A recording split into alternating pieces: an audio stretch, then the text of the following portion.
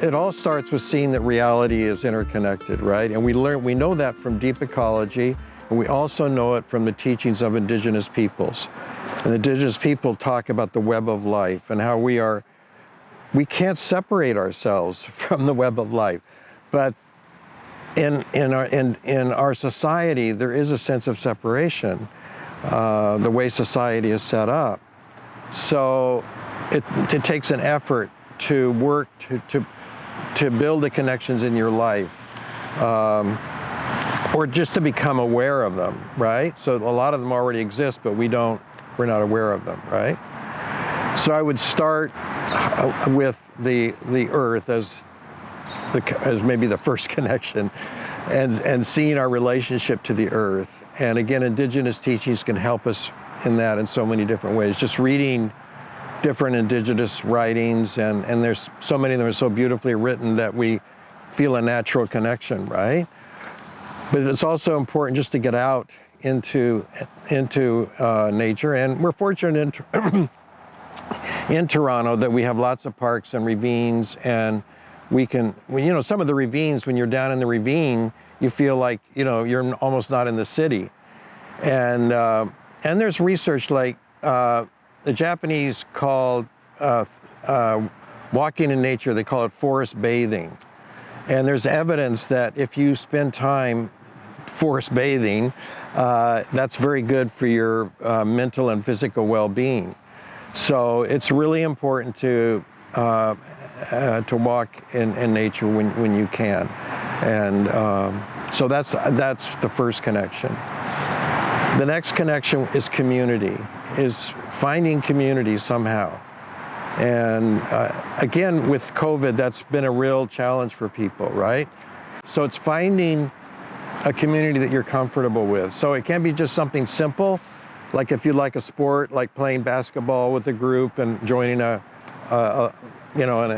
small league where you could do that. Or it could be joining a group that's involved in a particular issue that you care about. As much as possible with people in person. There really is evidence that being with somebody in person is better for you than just on a screen. And so that's, I think, as people look to be part of community, looking for situations where you're with somebody in person. The third connection I would talk about is connection to the body. And again, we live so much in our society, we live so much in the head. And particularly in the academic world, in the university world. Of course, the university world is about thinking, and of course that's very important. But often what happens in our minds is that we have these tapes that run that are dysfunctional, right? We have stories that we've had that sometimes can even be painful. And we need to be able to, again, return to the body so that those thoughts do not take over, right?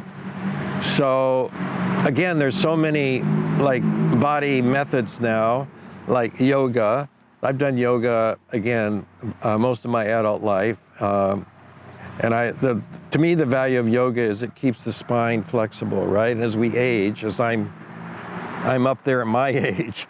But of course, there are many other things like Tai Chi and Qigong and Pilates, and you just have to find the one that you like to do, and to do it on a regular basis, right?